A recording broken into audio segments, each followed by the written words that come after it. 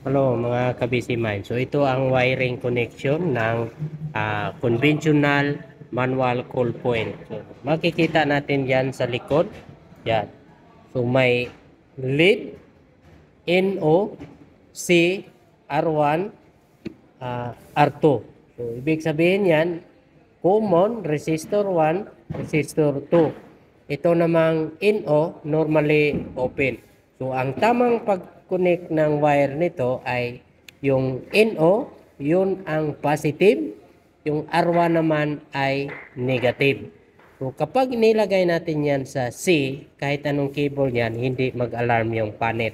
So walang problema yan, ilagay natin sa R1 at saka R2, yung black, yung red, sa normally open.